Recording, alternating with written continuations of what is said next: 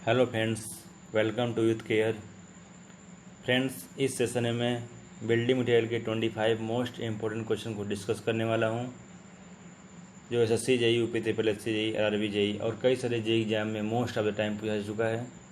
इसके पहले मैं 125 मोस्ट इम्पोर्टेंट क्वेश्चन को डिस्कस कर चुका हूँ, जिसे आप लोग मेरे चैनल के प्लेलिस्ट से या फिर मैं उसका लिंक डिस्क्रिप्शन बॉक्स में दे दूँगा, वहाँ से भी आप लोग देख सकते हैं। चलिए आप देखते हैं क्वेश्चंस को। Question number 126, a first class brick when emerged in cold water for 24 hours should not absorb water more than. First class brick को वाटर में अगर 24 आवर्स के लिए अगर डुबो कर रखा जाए तो उसमें उसको कितने % से अधिक पानी एब्जॉर्ब नहीं करना चाहिए। तो उसको खुद के वेट से 20% से अधिक पानी एब्जॉर्ब नहीं करना चाहिए। तो B is the right answer, 20%। First class brick के लिए 20% होता है, 20% से अधिक, शुड नॉट मोर देन 20%। और सेकंड क्लास ब्रिक के लिए शुड नॉट मोर देन 22%। इससे अधिक पानी एब्जॉर्ब नहीं करना चाहिए। नेक्स्ट क्वेश्चन देखते हैं। Question number 127, the minimum compressive strength of second class BRICS should be. Second class brick की कम से कम कंप्रेसिव स्ट्रेंथ कितनी होनी चाहिए। तो 75 किलोग्राम पर सेंटीमीटर स्क्वायर, इतनी तो होनी ही चाहिए। सेकेंड क्लास ब्रिक के लिए 75 kg पर सेंटीमीटर स्क्वायर, और ये फर्स्ट क्लास ब्रिक के लिए 105 किलोग्राम पर सेंटीमीटर स्क्वायर होनी चाहिए। तो A is the right answer, 75 kilogram पर centimetre square.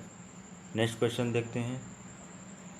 Question number 128, which of the following bricks are used for lining of furnace. Furnace यानी कि भट्ठी की लाइनिंग, मतलब उसके स्तरीकरण करने के लिए किस प्रकार के ब्रिक्स का उपयोग करते हैं। तो उसके लिए रिफ्रैक्टरी ब्रिक का यूज करते हैं, क्योंकि उसमें एसिड रिफ्रैक्टरी भी होता है और बेसिड रिफ्रैक्टरी, दो प्रकार के रिफ्रैक्टरी ब्रिक होते हैं। तो ऐसे जहाँ पे फर्नेस लगा होता है उसकी लाइनिंग के लिए रिफ्रैक्टरी ब्रिक का यूज करते हैं। तो C is the right answer. Refractory brick का यूज वहाँ करते हैं जहाँ पे एसिड स्लैग बहुत ज़्यादा जनरेट होता है, और फर्नेस के स्थान पे तो एसिड स्लैग जनरेट होना नॉर्मल सी बात है, इसलिए रिफ्रैक्टरी ब्रिक का यूज करते हैं। रिफ्रैक्टरी ब्रिक के बारे में जान लेते हैं कुछ बातें।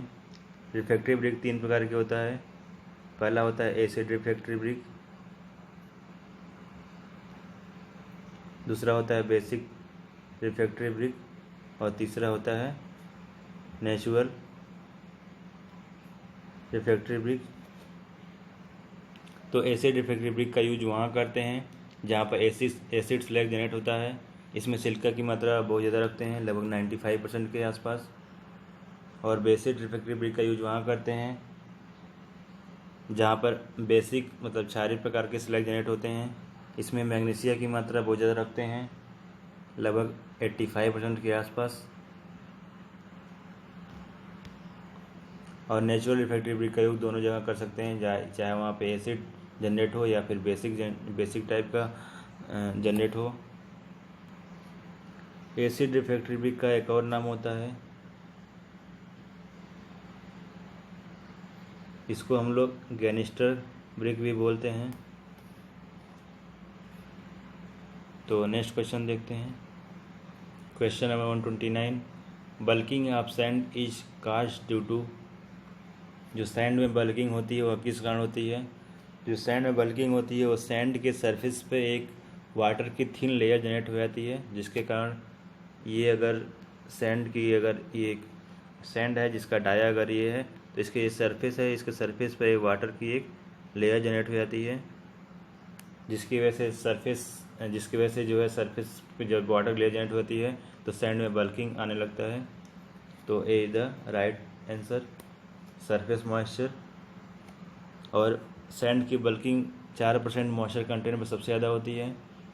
उससे ज़्यादा अगर सैंड में अगर उससे ज़्यादा मॉइस्चर कंटेंट आ जाता है तो सैंड का वॉल्यूम यानी कि उसकी बल्किंग घटने लगती है, क्योंकि उस कंडीशन पे वो सैचुरेशन अवस्था में आ जाता है। नेक्स्ट क्वेश्चन देखते हैं। Question number 130।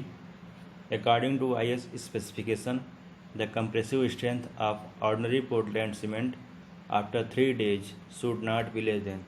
3 days का पूछ रहा है, 3 days के बाद कितने से कम नहीं होना चाहिए। तो आफ्टर 3 days 16 मेगापास्कल से कम नहीं होना चाहिए। तो C is the right answer. 3 day के बाद 16 मेगापास्कल और 7 डे के बाद 22 मेगापास्कल और 28 डे के बाद 33 मेगापास्कल, इससे कम नहीं होनी चाहिए। नेक्स्ट क्वेश्चन देखते हैं। Question number 131। Pick up the correct statement from the following. इनमें से सही स्टेटमेंट को बताना है। A, plastic have generally low melting points. Plastic की मेल्टिंग पॉइंट लो होती है, सही बात है, क्योंकि प्लास्टिक की जो मेल्टिंग पॉइंट होता है वह 170 डिग्री सेंटीग्रेड के समथिंग होता है। B, the coefficient of thermal expansion of plastic is about 3 time than that of steel. तो ये सही है, क्योंकि स्टील का जो थर्मल एक्सपेंशन होता है वो होता है 12 × 10⁻⁻6 प्रति डिग्री सेंटीग्रेड, और जो प्लास्टिक का होता है वो लगभग होता है 36 × 10⁻⁶, मतलब इसका 3 गुना ज़्यादा वो उसके अंदर एक्सपेंशन होता है। तो भी सही है। जब 2 ऑप्शन सही हुए हैं तो जाहिर सी बात है all of the above is the right answer. तो D is the right answer, all of the above. Next question देखते हैं। Question number 132। The amount of water used for 1 kg of distemper. 1 kg distemper के लिए कितने amount of water की ज़रूरत पड़ती है। तो 1 kg डिस्टेम्पर के लिए लगभग 600 ml वाटर की ज़रूरत पड़ती है, अप्रॉक्स 600 ml। तो ऑप्शन देखते हैं। 0.2 litre, 0.4 litre, 0.6 litre. 0.6 litre is the right answer. Next question देखते हैं। Question number 133। Smith test of stone is preferred to find out. Stone का स्मिथ टेस्ट स्टोन की ड्यूरेबिलिटी ज्ञात करने के लिए करते हैं। तो उसकी जो ड्यूरेबिलिटी ज्ञात करने के लिए सबसे पहले स्मिथ टेस्ट में फाइंड क्या करते हैं। स्मिथ टेस्ट से जो है जो स्टोन होते हैं उसमें जो सॉल्युबल मैटर होते हैं उसको जो फाइंड करने के लिए स्मिथ टेस्ट करते हैं। तो जो उसका मेन पर्पज होता है वो होता है कि स्टोन की ड्यूरेबिलिटी को फाइंड करना। ड्यूरेबिलिटी के लिए स्मिथ टेस्ट करते हैं। स्टोन की ड्यूरेबिलिटी ज्ञात करने के लिए 2 और टेस्ट करते हैं, इसे एसिड टेस्ट और फेजिंग टेस्ट भी बोलते हैं। तो ऑप्शन देखते हैं। A, presence of soluble matter of stone. A is the right answer कि स्टोन में जो सॉल्युबल मैटर होते हैं उसकी उपस्थिति ज्ञात करने के लिए हम इसमें टेस्ट करते हैं। तो A is the right answer. Next question देखते हैं। Question number 134। The most important tool in brick laying for lifting and spreading mortar and for forming jointage. तो मोर्टार को उठाने के लिए और उसको फैलाने के लिए एंड फॉर फार्मिंग जॉइंट और जॉइंट को क्रिएट करने के लिए एक इम्पोर्टेंट टूल है उसका यूज करते हैं, जिसका नाम है, हिंदी में बोलते हैं इसको करनी, ज़्यादातर लैंग्वेज में करनी उसको बोलते हैं, अंग्रेजी में इसको बोलते हैं ट्रॉवेल, TROWEL। तो A is the right answer, trowel. Next question देखते हैं। Question number 135। The weight of 1 metre cube of brick earth is about. 1 metre cube brick earth का वेट बताना है। तो वेट निकालने के नॉर्मली डेंसिटी इंटू वॉल्यूम कर दें। डेंसिटी ब्रिक अर्थ की डेंसिटी नॉर्मली 1800 किलोग्राम पर मीटर क्यूब होता है, और वॉल्यूम 1 मीटर क्यूब से मीटर क्यूब कट गया तो 1800 किलोग्राम। तो ब्रिक अर्थ का weight 1800 kilogram is the right answer. Next question देखते हैं। क्वेश्चन है 136। Which of the following is a mineral. इनमें से कौन मिनरल है।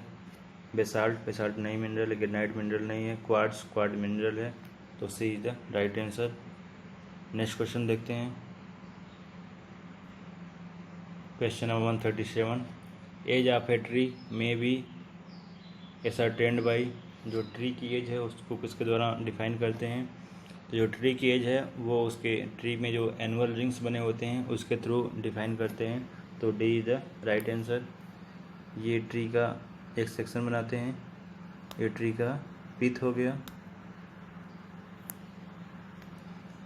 इसके बाद बहुत सारे सर्कल आपको सेक्शन में दिखते होंगे, ये सारे इसके एनुअल रिंग्स हैं, इसके थ्रू हम उसके एज को डिफाइन करते हैं।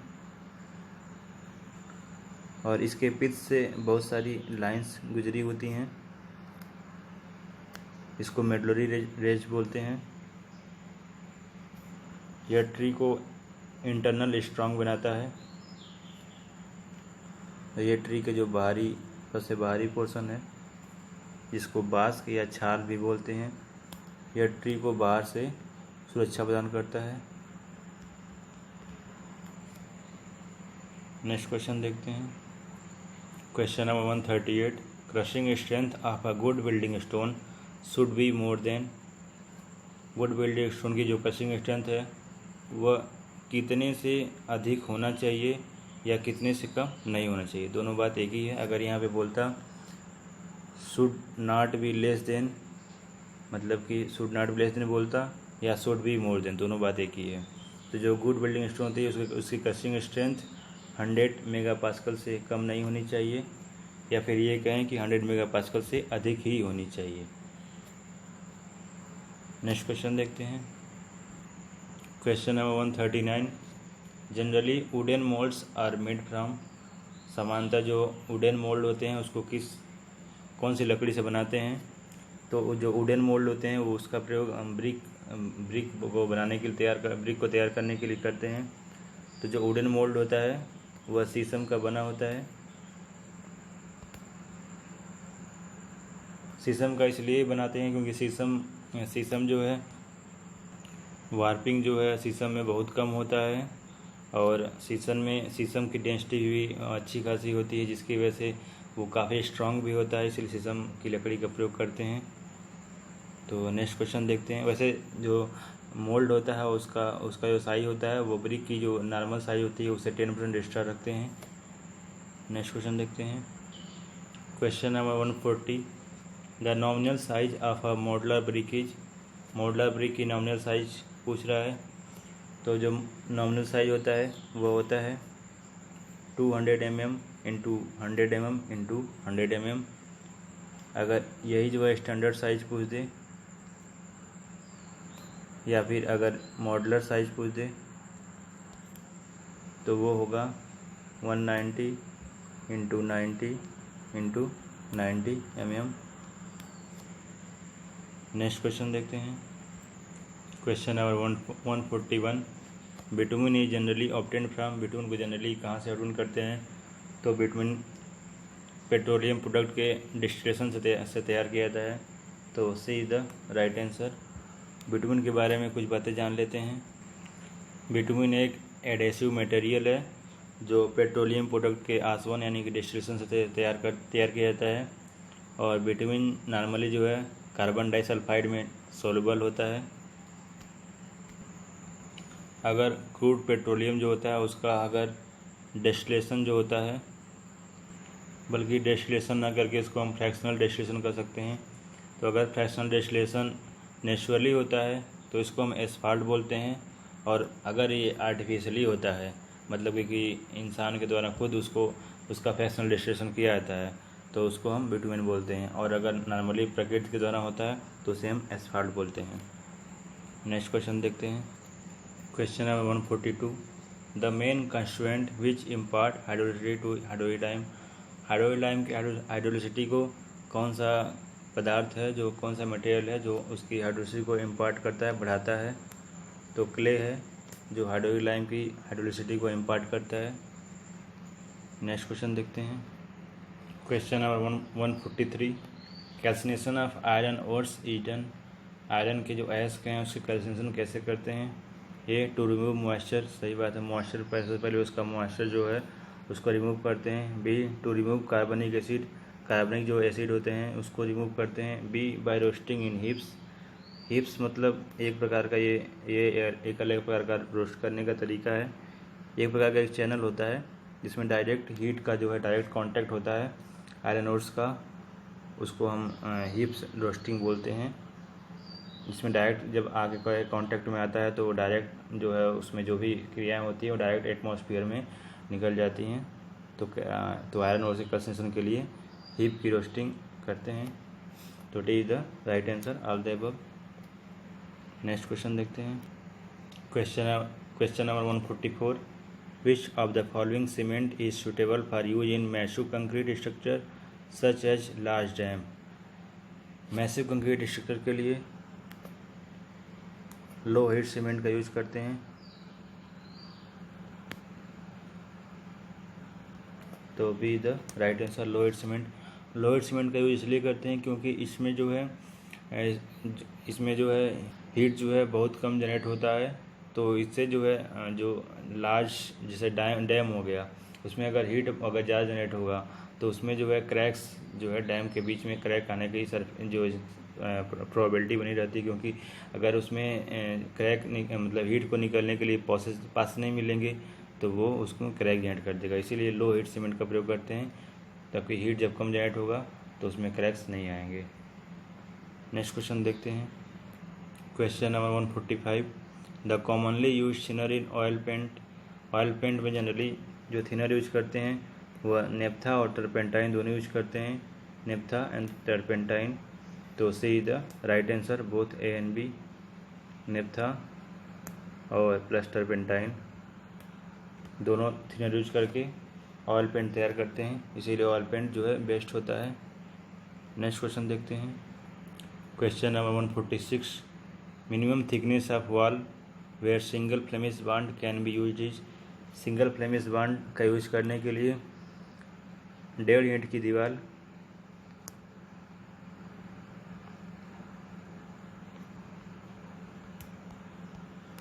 दीवार तो कम से कम होनी ही चाहिए।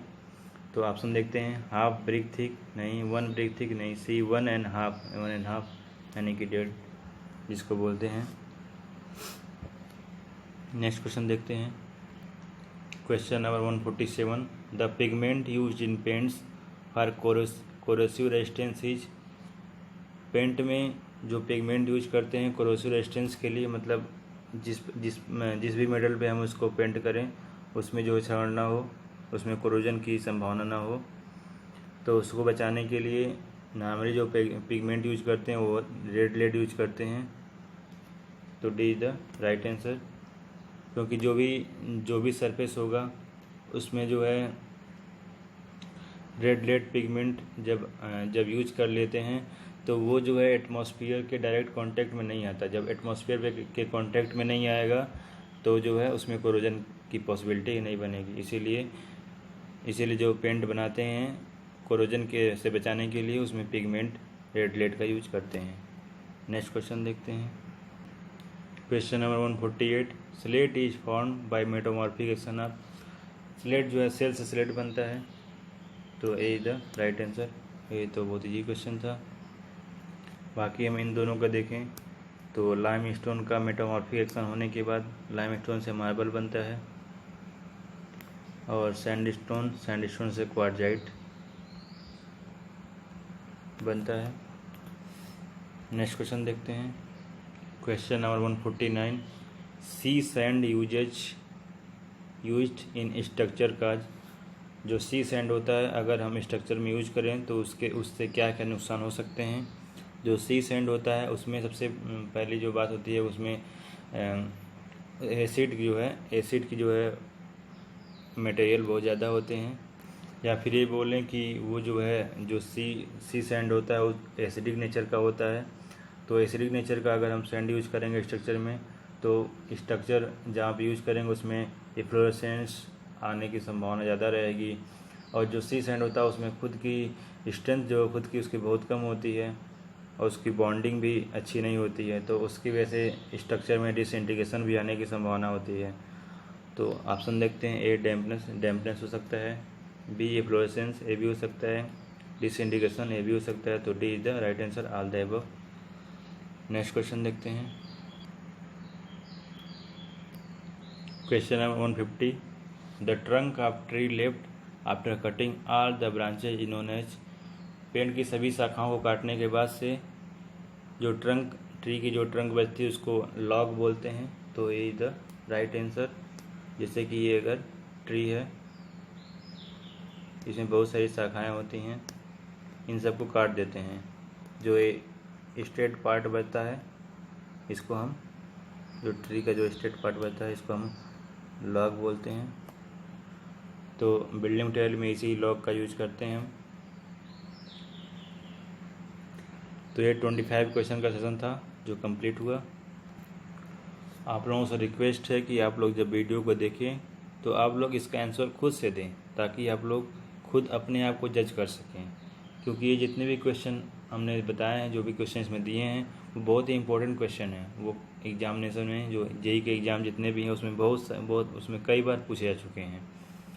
तो इसके हिसाब से ये बहुत ही इंपॉर्टेंट क्वेश्चन है, इसको इग्नोर नहीं कर सकते हैं हम।